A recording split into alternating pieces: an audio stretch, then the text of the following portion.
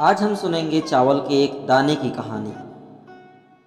द्वापर युग में पांडव वनवासी का जीवन जी रहे थे और महाकपटी दुर्योधन हस्तिनापुर में एक राजविलासी जीवन जी रहा था।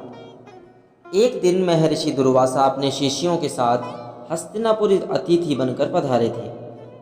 दुर्योधन ने काफ़ी अच्छी तरह से उनका आतिथ्य किया। इसी पवित्र कार्य के बीच दुर्योधन ने अपने मामा शकुनी के साथ मिलकर पांडवों को परास्त करने की एक नई योजना बनाई। जब महर्षि दुर्वासा ने कहा कि अब हम भोजन करेंगे, तब दुर्योधन बोला कि ऋषियों को भोजन कराना तो एक महापुण्य का कार्य है, लेकिन महर्षि दुर्वासा मैं आपसे अनुरोध करता हूँ कि इस महापुण्य को प्राप्त करने का अवसर मैं अपने बड़े भ्राता युधिष्ठिर को देना चाहूँगा। इतना कहकर दुर्योधन ने महर्षि दुर्वासा और उनके शिष्यों को नज़दीक के वन में बसे युधिष्ठिर की कुटिया में भोजन करने के लिए भेज दिया, क्योंकि वह जानता था कि दोपहर के समय पांडव द्रौपदी सहित खाना खा चुके होंगे और कुटिया में अन्न शेष नहीं होगा। कुछ ही समय में महर्षि दुर्वासा अपने शिष्यों के साथ पांडवों की कुटिया के सामने थे। वहां युधिष्ठिर ने उनका बड़े आदर के साथ स्वागत किया।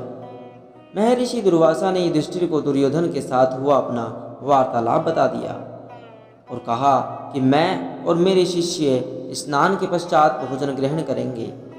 इतना कहकर वह सभी ऋषिगण स्नान करने के लिए नदी पर चले गए।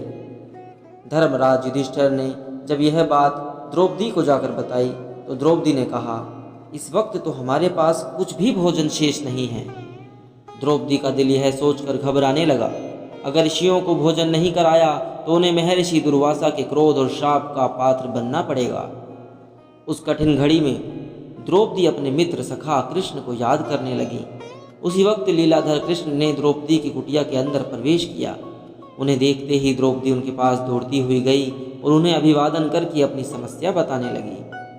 कृष्ण ने कहा, द्रौपदी, तुम्हारी समस्या को कुछ समय के लिए भूल जाओ और सबसे पहले मुझे कुछ खाने को दो, मुझे बड़ी जोरों की भूख लगी है। तब द्रौपदी ने अक्षय पात्र लाकर कृष्ण के हाथ में रख दिया, साथ ही अपनी समस्या भी बताई। महर्षि दुर्वासा और उनके शिष्य कुछ देर में भोजन करने के लिए आने वाले हैं, लेकिन घर में तो जरा भी भोजन शेष नहीं है। द्रौपदी की बात सुनकर कृष्ण मुस्कुराए और पात्र में देखने लगे। उस पात्र में चावल का सिर्फ एक दाना बचा था। यह देखकर भगवान कृष्ण बोले, ये क्या, इसमें तो बहुत खाना बचा है। और वह चावल का एक बचा हुआ दाना उन्होंने खा लिया।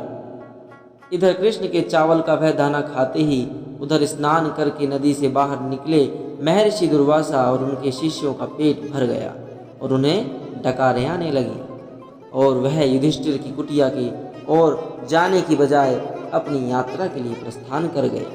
इस तरह चावल के एक दाने से ही कृष्ण भगवान ने ऋषियों को पेट भर भोजन करा दिया और उनके क्रोध और श्राप से पांडवों की रक्षा करी।